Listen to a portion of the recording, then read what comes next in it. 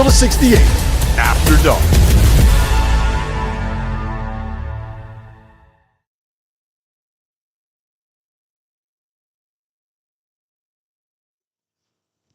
Welcome back for night 3 here in beautiful Lynchburg, Virginia. We are at Liberty Arena. We are not courtside. We are above the court. Apparently, Goodman does not like when I say that we are on the side of a basketball court. We have a lot to get to tonight. It's been an entertaining weekend of basketball. I was hoping for a little bit of a better game, but we got an absolute outpouring. Molly-whopping? I don't know if mollywhopping. I don't think this qualifies as a mollywhopping. That's but we like got 30 plus. An outpouring of three-pointers from Liberty. Terrific performance. Caden Matheny had 28 points as they win the Field of 68 tip-off. We got to get to Indiana as well because Indiana might be the only team in the country that made more threes in a game and looked better shooting threes than Liberty did today. And, of course, Gonzaga took down Oklahoma last night in a game where I find myself really, really impressed with the Zags. We're going to get to all of that, but we got to start with some breaking news here on the Field of 68. About 5 minutes before we press record, we got the release that Seth Trimble, starting two guard for North Carolina, 17 points in the win over Kansas, the best perimeter defender they have, one of the best on-ball perimeter defenders in college basketball, is going to miss some time after suffering a broken bone in his left arm during a practice on Sunday afternoon. That was today. He will be undergoing surgery. I believe it's tonight, and the hope and thought is that he will be back maybe by ACC play. Goodman, you have a little bit more information on the facts surrounding this injury. Again, they're not going to know for sure until surgery, but a source told me that they're thinking right now it's going to be somewhere in the 6 to 8 week range, which obviously takes it, into league play. The good news is obviously you're talking about somebody that has been in the program for a while, so he'll be able to pick up and where he left off, which was expanded role leadership wise. And we saw that even at ACC Media Day. He's become a lot more vocal than he was over the last couple of years. But an elite defender whose offense, listen, at times he can help you. He's not a great shooter, but, he can score the ball and certainly be a reliable offensive option for a team that right now has plenty of firepower. We saw Caleb Wilson, and we know Henry Visar can score, but this is a major loss for a team that's coming off a huge, huge win. That's the frustrating part of it, right, is that North Carolina had this moment on Friday night that felt like it was the launching point for their season. Caleb Wilson comes out here and looks like a guy that needs to be in the conversation for the number 1 pick. They come back from 10 points down and really run Kansas out of the state of North Carolina in the second half.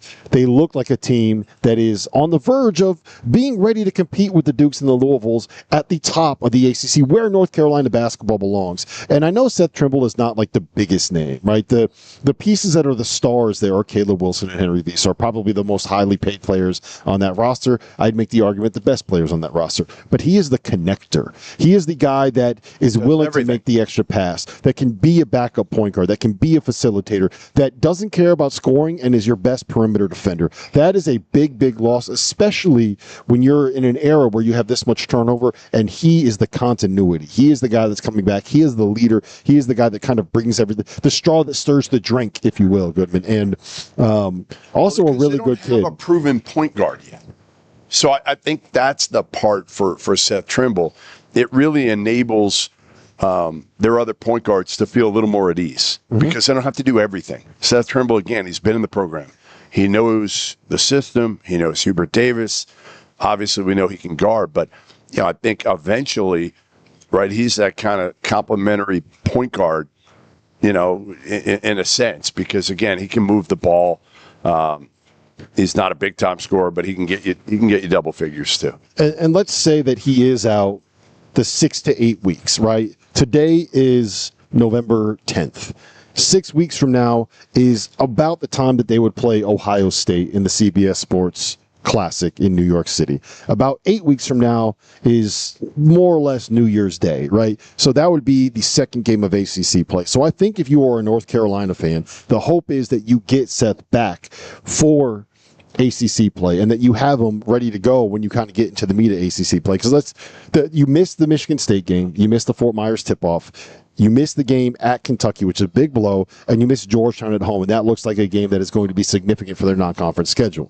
But you don't play any of your big games, your big opponents in the ACC until later in the season. You get Louisville all the way down at the end of February. You have Duke February 7th, and obviously on the last day of the regular season. So you still have a chance to be able to win some of those games. And the other thing, and maybe I'm just looking at this from a silver lining perspective, but it allows a guy like Derek Dixon and specifically Luka Bogovic to kind of step into those bigger roles and get kind of acclimated to college. Like, you got to figure it out now because you guys are going to be asked to play 25 minutes. I mean, he's 22 years old, Luka. So he's going to be able to figure it out. He's not a point guard, but he can. The hope is he can fill the role of Seth Trimble here because, he is a guy who can move the ball. He again, good athlete, not a great athlete, but needs to become a better defender. That's where it's going to hurt him. Mm-hmm. That's where it's going to hurt him the most is defensively because Trimble is your best perimeter defender. But, yes, it will certainly open more minutes for Luka. Let me ask you this. Let me ask you this, and then we're going to get to Liberty head coach Ritchie McKay. Does this change at all how you feel about North Carolina after? No, because, again, it's not like you're taking a freshman out of the lineup. You're taking a veteran. You're taking a guy who knows everything. He can go right back in and, again, assume the same role that he had for the first two games. So, I'm not worried about that at all. And he'll be a good leader from the sidelines. And I do think you're going to take some lumps earlier on, probably because you don't have this guy there. But I think long-term, big picture, that some of those guys that maybe need to get acclimated to, for Luka, American basketball, and for Derek playing in college, it'll allow them a chance to kind of get thrown into the fire and be ready to go. We wanted to get to that first off the top because North Carolina is a big story and because Seth Trimble is so important to what they do. When we come back, Liberty head coach Ritchie McKay is going to be joining us live. We all know the Players Era Festival has become the best field in all of college basketball. And you have the opportunity to win a VIP trip to the Players Era Festival in Las Vegas, thanks to our partners over at BetMGM. Here's how it works. Opt into the contest and start placing bets on any sport of at least $10 with plus 100 odds or greater. When you do that, you earn leaderboard points based on the bet's odds and the amount that you wager. The more you bet, the higher the odds, the more points that you earn. The top players in that contest are going to win a prize package that includes tickets to the games, withdrawable funds for travel, a 4-night stay at the luxurious Mandalay Bay here in Las Vegas, and more. For the full list of prizes, look in the description below. Make the tournament legendary with BetMGM. Vegas is calling. You gonna answer?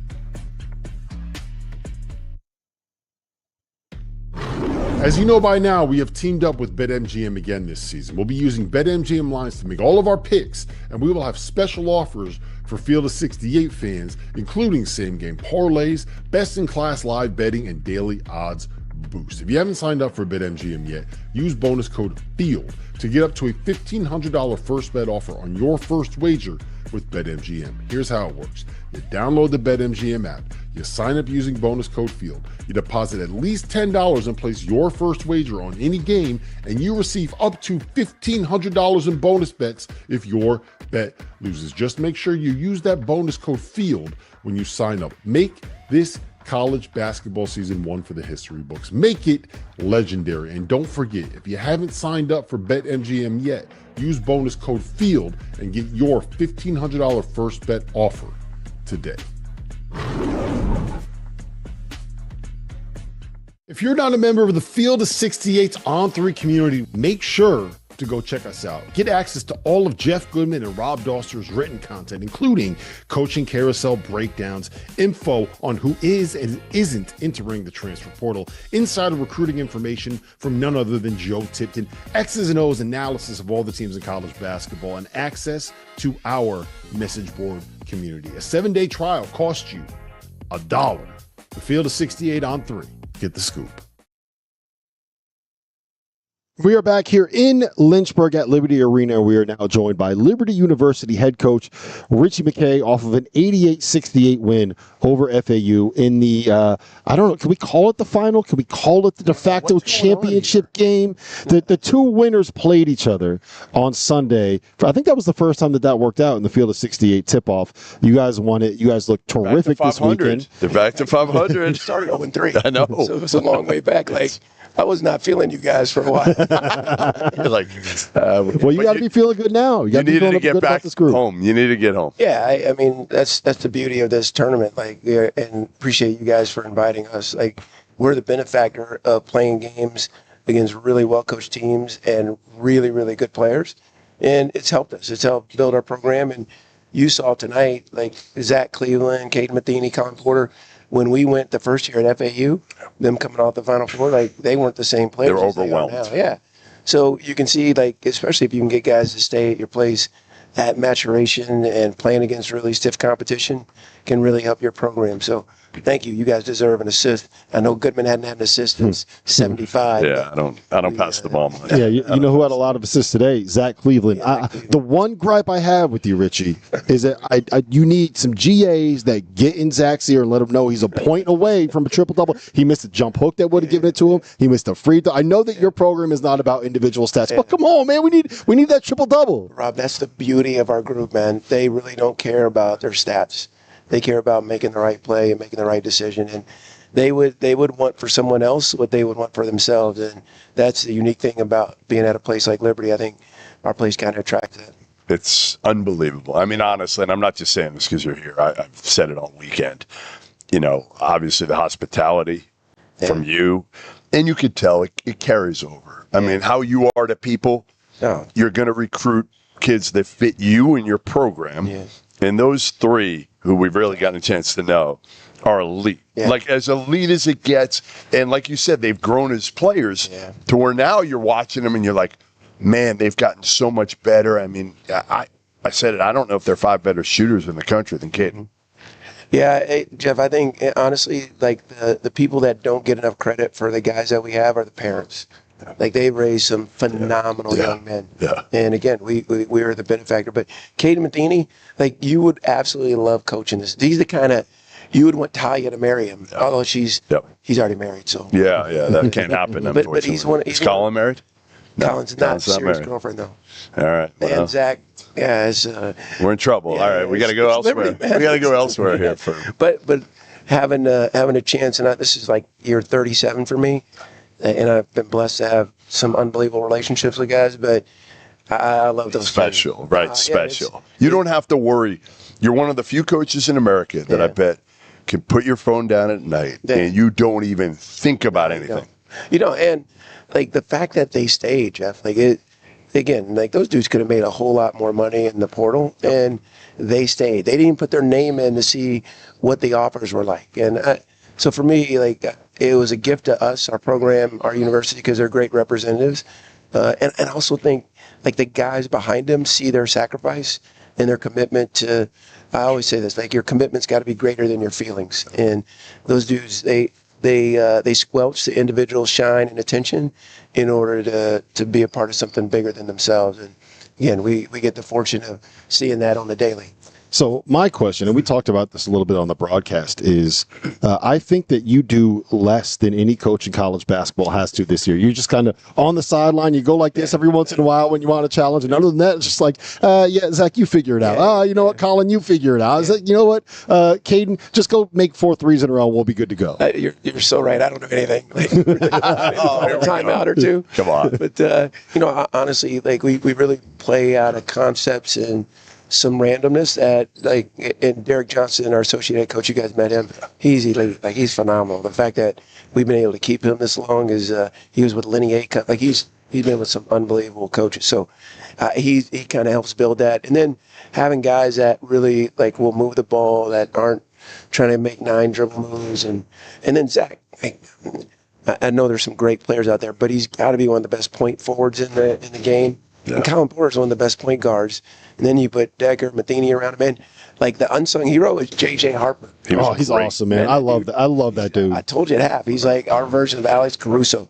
tough as nails, and will give the shirt off his back. He could care less. He's at West Liberty last year. He couldn't believe he was in the portal, and we were trying to decide, well, do we take him or like? He said, "Yeah, coach, I want to come." Well, he signed me up. I think you have the most unique team in the country because I think that there are like 3 or 4 different guys that only really fit with the way that you kind of want to play. Like, I don't know where else Colin Porter is going to be able to have the success that he is. He said that. How many 5'9" shooting guards have there ever been in the history of college basketball? In Caden Matheny, I think that Zach might be the most unique, I guess, point forward you got. You play a 6'4" center. Like it's just the way that it works. It works with the pieces that you have, but I don't know if those guys individually, if you put them someplace else, would be as. I think it's because of the whole. The sum is greater than the whole. The bad news. Like if you put them out there, they kind of look like they could be the Bad News Bears, and then you put them in the court, and you're like, damn. You know what's funny about that? Because I was at the game last night. I had to leave at halftime because he looked so good. And then when I was watching them warm up, we never win the warm ups. Never. Right. Yeah. I'm like, oh man, it's going to be a long night. But that I will say, Coach Jake is doing an excellent job with that group, and that second night is really hard. On the back to back. Yeah, I've been there, and but I do think they're going to have a really good season because he's got some pieces. We were fortunate enough we can't get many quality opponents in this. So again, hats off the field of 68. But I think our guys, they were excited to play against a really, really good team, especially this early at home, because it just doesn't happen much for us. Okay, so to me, with the breakout of Decker, I feel like this team is far more equipped now. And you know what I think of Owen Aquino. You know what I think of him. But I feel like you're a little bit more equipped to be able to not only get to the tournament, but compete and maybe win a game in the tournament. Am I crazy? I know it's so far down the line. And our league, like the biggest disappointment for me last year is the way we got beat against Oregon. I mean, they crushed us, and Dana's a phenomenal coach, and they punched us in the face early, and it was over early. And so it kind of invalidated how good our league was last year. It's tremendously well coached. So, disappointed in that, and it'll be a hard race to get back to the tournament, but I do like this team, and I think and I got to keep developing our bench. It's better than what I gave extended minutes for. Yeah. But I just felt like, man, those guys are clicking. I'm going to leave them out there. We got 7 days. They were having fun too. Yeah, I mean, that's the cool part of them, man. Like, too. They're kind of laughing and having fun, not to like demean the opponent. No. They just have so much fun playing ball with each other. That's not arrogance, but no, like, that's when you grow up. You're out in the park, you're hooping, like you're doing it because you love the game and it's enjoyable, right? So if we can create that kind of atmosphere, because we have internally competitive dudes, like I just trust them. Like I trust them to make the right play, and we really try to have next play speed. We don't live in the mistake that happened or the missed shot. Like we just get to the next action. It's possession by possession. So we saw Colin Porter sing tonight. We saw Caden Matheny dance after an and one layup. Do you have a hidden talent that maybe we don't know about? I have zero talent. What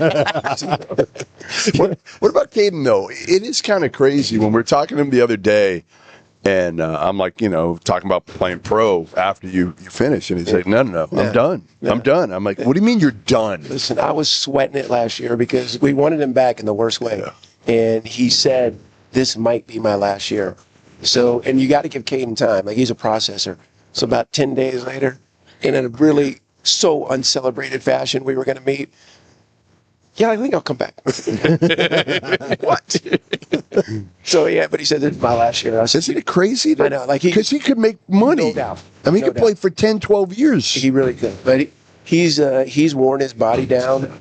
He's married. Brooke's a phenomenal gal. Yeah. And, like, they want to go do their thing. I love that about him. So he's playing with a lot of freedom this year. But that's Caden. Like, he infects our team with so much joy and gratitude. And then Zach Cleveland's been... He's always smiling. Oh, man. That dude is always smiling out there. Every time he throws an assist. Yeah. He would much rather get 10 assists than 10 points. That's him. His mom, Marla, was dad, Mark played too. But Marla was a hooper, right? So she deserves a ton of credit for his game. She took him to the park when he was young, made him handle the ball, and guess what? Like, we need to put Marla on the NIL. So what is we've seen you guys play now, right? the height thing is going to be a conversation people have all season long. Whenever you guys play any of these power conference opponents, when you play NC State, What to you is the key now to being able to level up? Like, we just saw two 15, 20-point wins here. What's the key to being able to continue this and get to the next level? Shoot like you did tonight. Yeah, stay in the moment. Keep being about the process. Like, I'm unafraid, like, to be unconventional because I trust those dudes so much. And, like, I try not to focus on what we're not. I try and focus on who we are. And I think our guys have, that same disposition. And, we've got a quality enough schedule. Like, we go to the tournament in Orlando, that'll be really competitive. We still have Dayton and NC State and NC State. So we're going to be tested. But you want that because I think our league is going to be good again. And I will say that, like, our guys really value their experience here. And I think because of that, we stay connected. Even when, like, JMU rocked us in a scrimmage. Like, it was, they did. And our guys responded the next week, and you would have thought it was a different team. So I do think our guys, they have a sense of humility that they can, like, they don't frame losing as failure. They kind of frame it as learning. Yeah. And that's maturity. Yeah, it is. It is. Now, like I said, it's been a pleasure being here. Had never been to Lynchburg before. Had never been to Liberty. This was awesome. No, thank you guys. Really awesome. You guys have helped college basketball in a mighty fashion. We appreciate I'm not just gassing you, but we would do this again. We got to get you in the season opener next year. We got to get you in. Put you on the spot right now. Will you play at midnight, Richie? Will you take a nap beforehand and play at midnight if we have that opening? Possibly. You would have done that at 40. Yeah, I know you would have. I would have done that at 40, but 40's a long time ago, Jeff. No, it's been great. Like I said, your program, man, what you build here, incredible. And you deserve a ton of credit for it because, again, we had a blast, watching, being around the players. Your SID Bill Smith is as good as it gets. I mean, all the way around. Very good at recommending restaurants, Bill Smith. Yeah. It's Jeff. Thank you for that. Yeah. It's not. I heard he's good at pickleball too, but he ducked me like everybody else is. I would take Bill Smith against you, but I'll leave you with this, man. Thank you for this is not my program. Like, guys done unbelievable work getting through our guys and the men that have come through our doors, and Liberty is a special place. Yeah. I get asked why I say there, man, it's unique. I don't think there's another place like it, and there's a sense of unity from the campus security to the cafeteria workers to the groundskeepers to the professors and our administration. We're really blessed to have a united mission to train people for Christ. So we appreciate your hospitality. Yeah, we had a great time doing this event, and this won't be the last time you see the Field of 68 working with Liberty. If there's anything that I had to say about it, that's Liberty head coach Ritchie McKay. Coming up next, we're going to be talking Indiana and the Hoosiers. They put up 100 on Marquette today. We all know the Players Era Festival has become the best field in all of college basketball. And you have the opportunity to win a VIP trip to the Players Era Festival in Las Vegas, thanks to our partners over at BetMGM.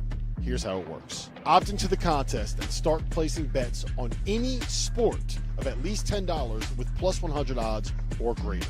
When you do that, you earn leaderboard points based on the bet's odds and the amount that you wager.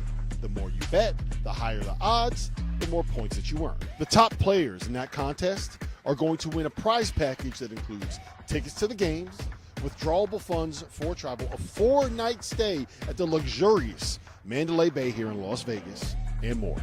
For the full list of prizes, look in the description below. Make the tournament legendary with BetMGM. Vegas is calling. You gonna answer?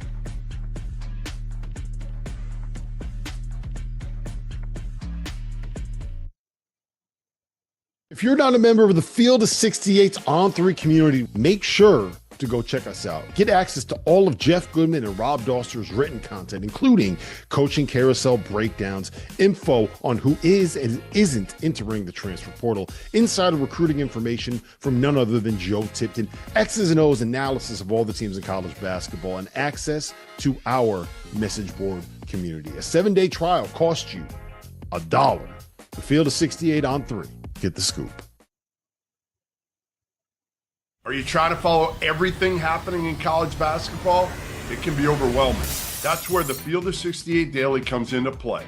The Daily is your go-to source for recruiting news, game analysis, portal updates, and much, much more.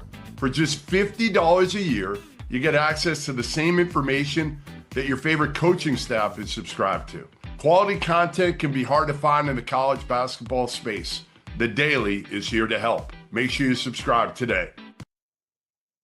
Welcome back to Liberty Arena here on the Field of 68 After Dark. Rob Dauster, Jeff Goodman, your Hoosiers, man. Your Indiana Hoosiers, after a huge game on Saturday. I have such a hard time with this, Rob. I have a really hard time. I know I can cheer for the football team. I know I can cheer for the volleyball team. I know I can cheer for the women's basketball team. What the hell do I do? You can tell me, because Arizona hates me, my alma mater. They all hate me there.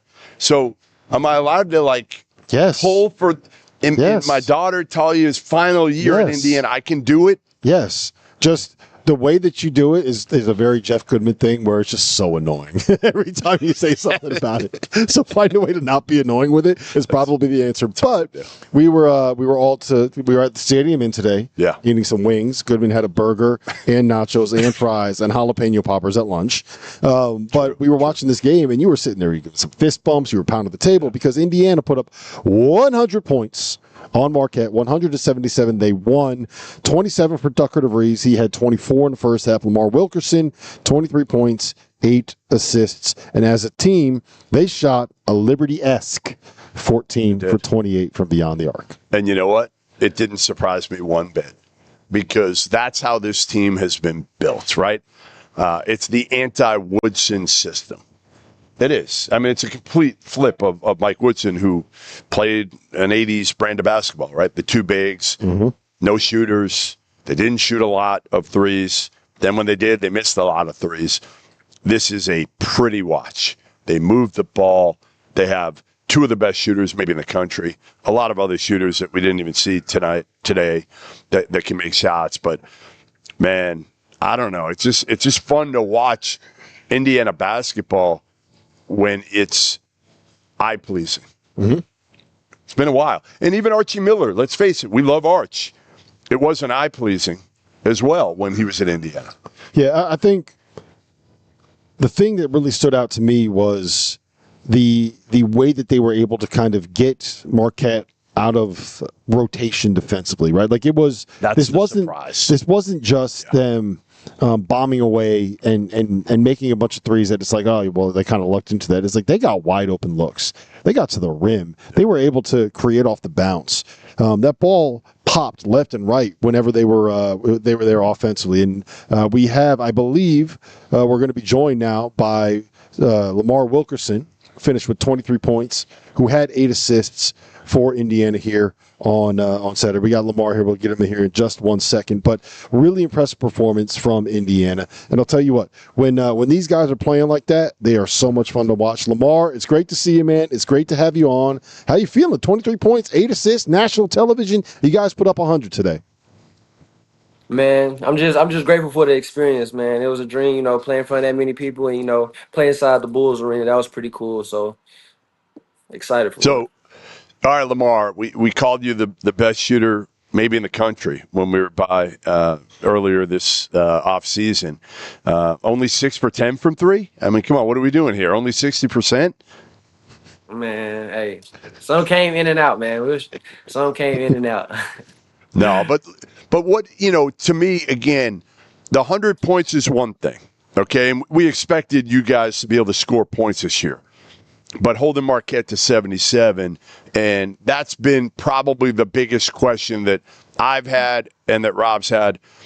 Can you guys guard at a high enough level to be a team that can go, and maybe compete for the Big Ten title and play deep into March? In my opinion, yes, we can. Actually, today, Coach was telling us that we actually had a bad defensive day. We kept letting them get 2 feet in the paint, which usually we don't do. So we didn't guard them as good as we could have. But I feel like that we can, we can play with anybody. So as far as, every day we come in, Coach makes us do all these defensive drills and stuff like that to, get us ready for, war. That's what we call it. It's us versus them, us 5 versus their 5. So if we can have the tougher 5 and, just play together, then I feel like we could be a great defensive team. Yeah, not only did they get 2 feet in the paint, but you guys committed about 300 fouls in the first half. It felt like Reed Bailey only played 13 minutes, got in some foul trouble. But how comforting is it to know you got a guy like Sam Alexis that can come off the bench for 13? You got a guy like Trent Sisley, kind of out of nowhere, 15 points, 5 boards for him. You got some depth there that I don't know if people realized.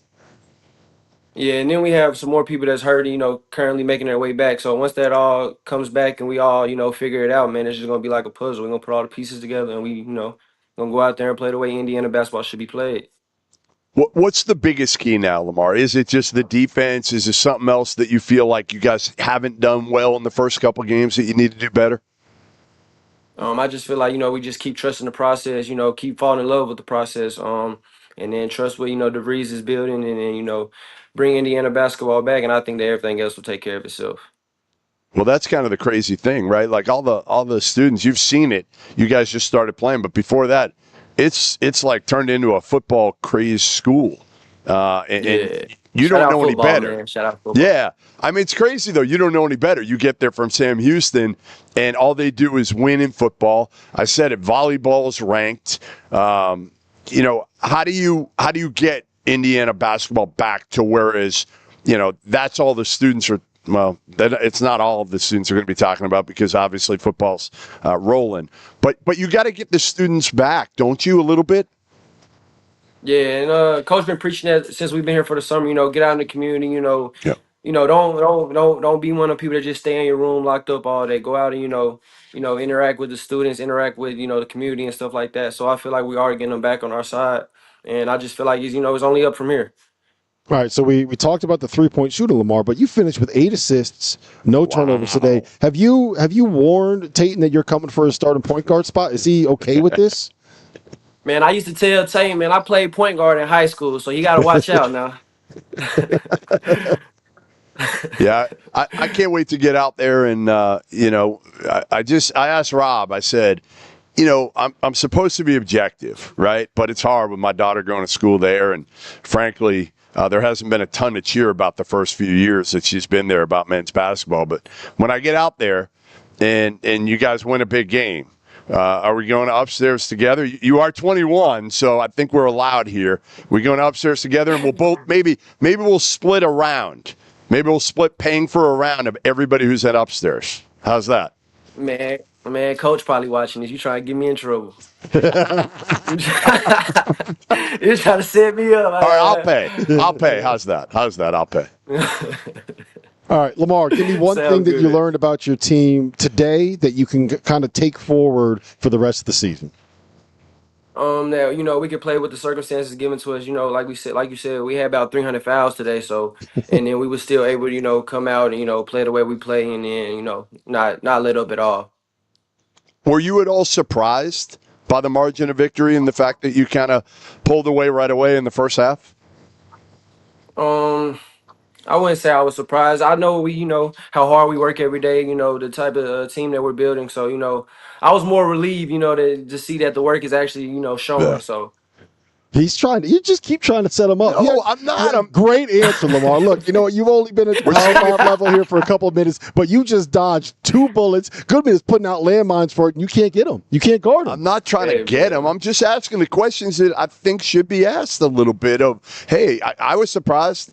I was surprised. I thought it would be a tough game that came down to maybe the wire of the last few minutes. I knew you guys were going to win, but I thought it would be a little bit tougher than it was. But again, it was fun to watch.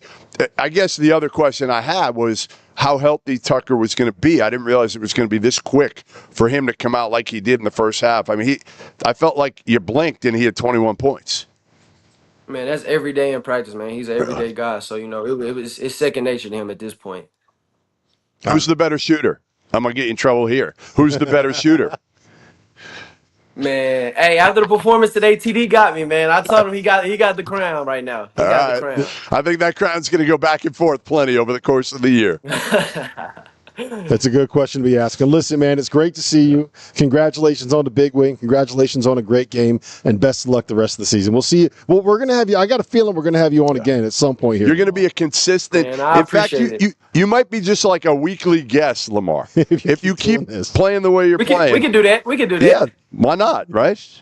We could do that. We could do that. I want to interview y'all though. Next time I All want to right, interview y'all. Done. Hey, you're gonna ask me some tough All ones? right, bet. Yeah, we gonna see. I'm gonna try to All get right. you in trouble like you tried to do me. Please do, Lamar. Please do, See you, Lamar. man. Great to see you, man. Best of luck. That was Lamar Thank Wilkerson. you. 23 points, 8 assists, and a big win for the Hoosiers. Let's wrap before we get to a Gonzaga conversation. I want to put a kind of bow on this Indiana performance because there are two things that I take away from it. One is I think that he was right about the defensive issues. I mean, again, I'm looking at it differently. You're right. They gave up 77 points. I guess I was just still looking at it as, hey, they won by 23 here. No, and Marquette came out in the second half, and they were able to score kind of at will early. Well, so the thing is that you're not going to shoot 14 for 28 every game. And we know how good Indiana can be on the offensive end of the floor. Right. The fact that they can put up 100 points in a game, I think, surprises absolutely nobody. I think that maybe against Marquette, maybe some Indiana fans that have been watching. Well, maybe the last few years. Maybe we didn't necessarily expect it against Marquette because of what we know Marquette to be as a program. But the fact that they put up 100 is not surprising at all. I do think the concern that I have is there's going to be nights where you don't shoot 14 for 28, where maybe Lamar, instead of going 6 for 10, is 2 for 10. And where Tucker is 6 for 9, instead of 6 for 9, is 2 for 9. Can you win the games when those guys aren't rolling? Can you like win in the that? 60s? Yes. And I don't know if they have enough defensive. Yeah, I don't either. I mean, that's still TBD. TBD. I mean, I think, to me, this was a big win. Just because, again, it's against the high major. I mean, not a lot of teams have played high major programs so far this year, right, in the first week. They chose to do that. They did it in Chicago, which is, kind of midway. They had a good crowd for a Sunday afternoon game in Chicago. Right. So I think this was big for the momentum that they need with Darren DeVries and also this group of players that, let's face it, it's a team put together primarily of mid-major players. So we just didn't know how it's going to translate. And you know what the other part of it is? We talked. I mentioned this, I think, yesterday about Pope. That part of the reason why he was able to navigate a little bit of some rough stretches in SEC play last year was because he got this thing rolling so early that the vibes were great all season long. Can you do that? Everyone was happy about it, right?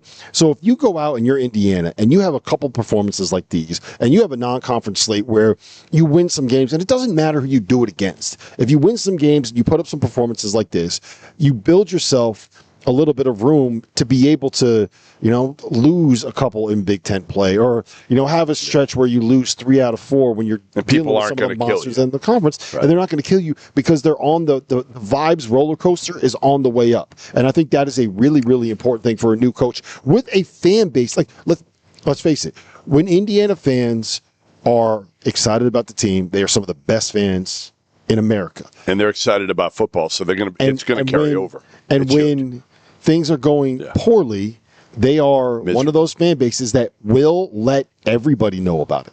Us, the administration, the coaching staff, and some of them will be just not showing up to games. But I think it's really, really important to get off to this kind of start to get that backing from the fan base. I remember going to a game last year, a women's basketball game, and the men's team came in and they sat down and they watched the game and they showed zero emotion. There was no attachment. And I think that's a big part of Indiana, right? Like, they know that. Mm-hmm. The fans can see that. They can sense that. And in this day and age of NIL, like Lamar said, it's important to try to connect with the fan base. And I think, he's going to do it. And I think this team will do it, and they'll be more fun to watch while they do it. And you know what it is? Both him and Tayton have a level of personality that can do it. There's a lot of guys that are stars at the Power 5 level that have been so kind of... No, they've had their ass kissed. Well, yeah, but they've been in the media so much where they don't want to come on at 9 o'clock where Lamar, on a Sunday night. Lamar's excited. Like 6 hours after the game. He comes on with us and he hangs out and he's cracking jokes and he's laughing and he sat there for 10, normally these are like 3 or 4 minutes with a player. He was on here for 10 minutes. Yeah. And I think the fact that he, you go from working at a factory making dishwashers to playing JUCO basketball to Sam Houston State for 3 years to Indiana, there's a level of appreciation that comes with the fact that, like, hey, this is what I've always wanted to do, and this is where I've always wanted to be, and enjoying the moment. And I do like that about him, and like that about the presence that he has. And I think a lot of those mid-major kids are similar, right? Mm-hmm. They haven't had it, so they're more apt to kind of embrace it. Where, like you said, some of the kids that have done it since they were 15 years old, they're just like, really? And here's the other thing: if you're an Indiana fan and you see an interview like that with a player after having a couple years where you didn't necessarily have the most engaging presences and fans, which is not to say they were bad kids, but like. That's a kid that you want to root for. But I think part of it too is the staff. Yes, I think it's staff wide also. Where, let's face it, Mike Woodson, former NBA coach, he's not thinking about that stuff. That's just not him. Where Darren DeVries and his staff are thinking about, hey, you know what, we have to connect. You know, we got to try to get this program back. We need to infuse it with energy, and that's what they've done. And again, you know what else they're doing? Go ahead. They're scheming up some really good shit for those guys to run. Yeah. Like, well, are you run surprised? Some good offense. They space the floor. They got guys that can get Sam Alexis was big. You mentioned him, and I wasn't sure what to expect out of Sam Alexis, but he's an X Factor guy. You said it in the preseason, and I kind of laughed at you. Well, he was a double-double guy at Chattanooga. Right. So if he was in the portal this year as a double-double guy at Chattanooga, he would have been someone that everybody wanted. But he just so happened to go to a Florida program that has two NBA players, Micah Hanlogden and Ruben Chinyelu in front of him. And it's like, you're the fifth big guy on that front line. Yeah. Doesn't mean you stink. It just means that you're not as good as a couple NBA players and a couple guys can get a double-double on every single night. So his impact, his energy, the fact that he probably is in a situation where he's happy to get back on the floor after seeing quite a bit of the bench is a good thing for him. So I have high hopes for this Indiana team, and if they can tighten some things up on the defensive end of the floor, then I think that there certainly is a ceiling there because of the way that they can shoot it. Let's pivot to the Zags. Let's pivot to Gonzaga because late last night, while we were at the Skyline rooftop at the Virginian Hotel, enjoying some fantastic fried wings. They were fantastic fried wings and jalapeno poppers, which our producer, Dagan Hughes, is a big jalapeno popper guy, apparently. I did not realize this about him. But Gonzaga, I think, can we say belt to behind on this one? They were up by 20 in the first half, 163 to 83 to 68. Belt to behind. They were up by 25 we're going to need a definition. In the second half. Yeah, this was kind of never close. This is what Gonzaga did to Oklahoma last night. So the thing that stood out to me more than anything else is Graham Ike and Braden Huff scored 32 points and had 20 rebounds combined. And they missed, especially Braden Huff, they probably missed 6 or 7 shots at the rim that they should finish. Ty and Grant Foster came off the bench at 14 and 7. Jalen Worley came in, 13 points, 8 boards, 3 assists. There's length on this team. There's athleticism across the perimeter. There's a little bit of lineup versatility because you can play big with the two big guys. You can play smaller and downsize with someone like TGF at the 4, maybe Jalen Worley at the 4. You got Ishmael Diani out there who is still kind of working his way into the rotation. Adam Miller made some shots. I think when it comes to the size that they have up front, the length and athleticism on the wings, and the way that they can defend, make me believe that this Gonzaga team, ranked 21st in the preseason, is probably too low. Yeah, probably. The big question is, when they get up to when they're playing someone a little bit better than OU that has a front court that can match up with them, and I only think there's probably 12 to 13 front courts that are as good, that are in the same tier as these guys. When you run into that, are you good enough defensively? And is your point guard play going to be good enough to be able to beat the best teams in college basketball? I don't know on that. I think time will tell, right? I can't wait to go to the game. Who do they play? Tennessee in Nashville in early December. I think it's December 5th. So that'll be a good test for them. You know what you got out of Graham Ike and Braden Huff, right? And Adam Miller's been around forever. I mean, their whole team's been around forever, it feels like, other than their point guard play. And that's my biggest question right now is St. Superi and Braden Smith, the other Braden Smith, the one who came from Colgate and sat out last year. Are they good enough? Now, they're good enough, certainly, to win the WCC. That's never going to be in question, right? St. Mary's is good. They'll give them a run. But I think they're good enough to dominate most teams in the WCC. But like you said, that's not what they're playing for. They're playing, can they get to a Final Four? Can they be that type of team that, Mark Few's really accustomed to coaching over the last few years? So, again, I don't see why not. I think that this team, to me, has and it's not really breaking news when it comes. Old. Yeah, they have, I think, 4 guys that are over 23. Right. And I think Big the entire rotation is basically over 21. Ty and Grant Foster 25 at this point. So they are not a team of college basketball players. These are adults. Even Braden Smith, the other Braden Smith's in his third year. I think that they have an incredibly high floor. And I think they're not the 21st best team in college basketball. I think they're better than that. They're better than that. Especially today. I think they're in that top 10, 12 range with upside. But that upside is going to come with how good is Braden Smith when it comes to playing against some of the best point guards in college basketball and some of the best teams in college basketball.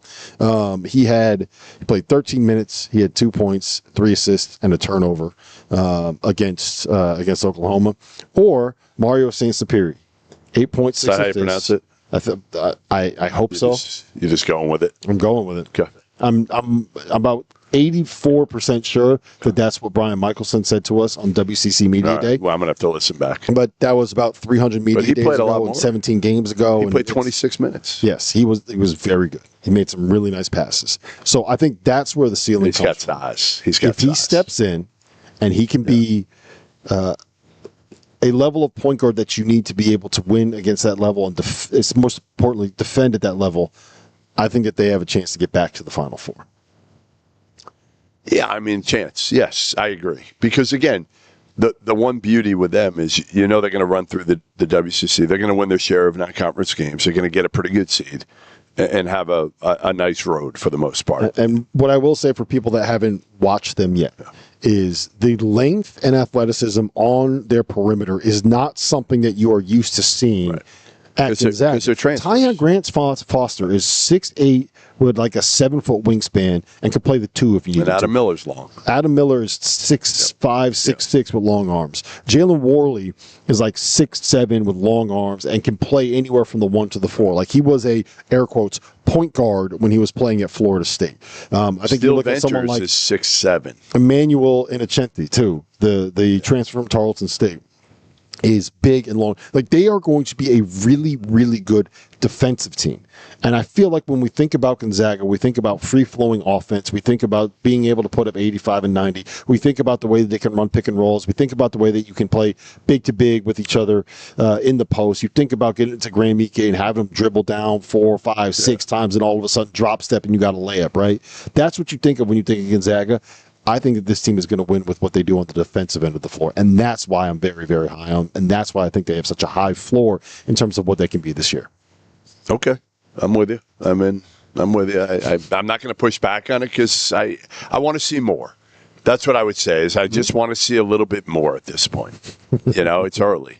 It's early. And it's very late. And that's why we're tired and why we're cracking right now. Well, it's late only because, we've been, let's face it, we've been here for 3 days. It's been awesome at Liberty.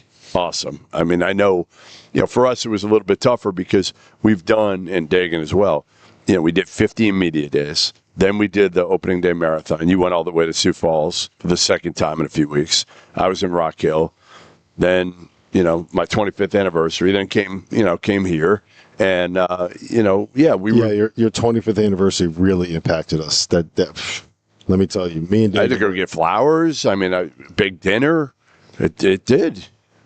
Sounds like a regular date night. It is a regular night. It's actually a regular night. You couldn't step it up for your 25th anniversary. It's your 25th anniversary. We went to Miami a couple weeks ago. All you got her was flowers and we went dinner? to Miami about 2 weeks ago. Unbelievable.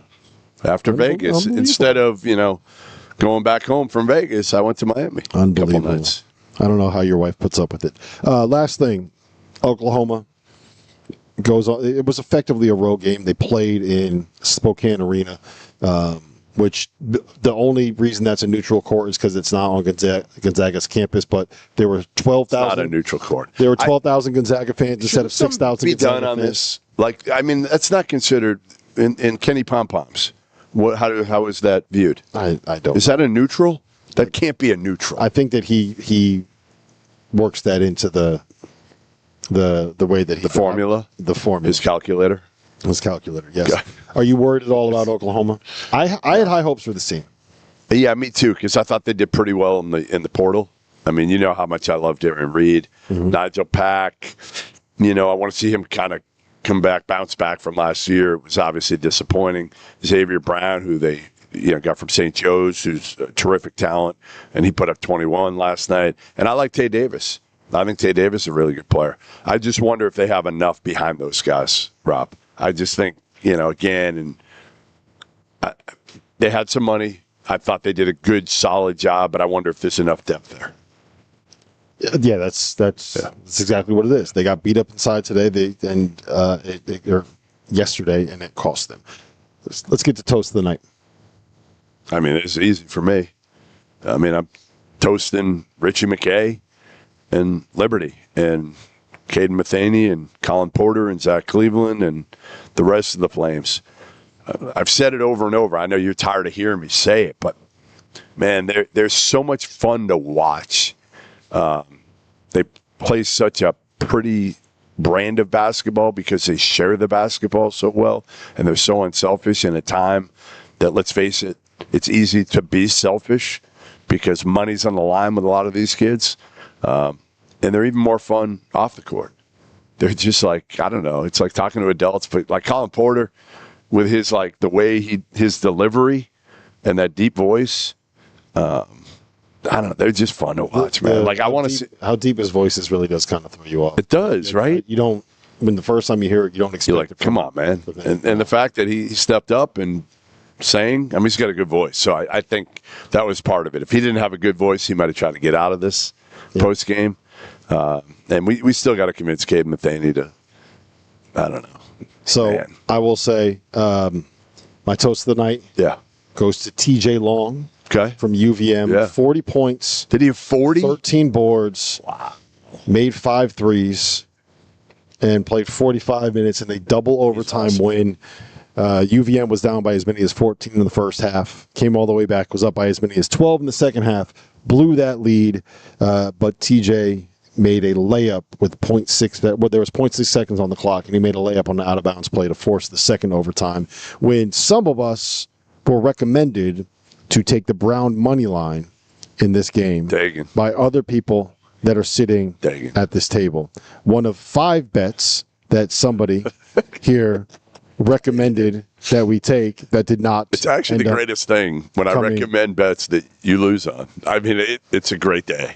Almost as good as what happens. What happens when I sit at the blackjack table with you? Trust me. The revenge. I told you. Revenge will be gotten, Goodman. You try to do that again, there's going to be a roundhouse. Revenge is a dish best served to your noggin at a blackjack table. This has been the Field of 68 After Dark. We appreciate everybody here at Liberty University. We appreciate everyone in Lynchburg.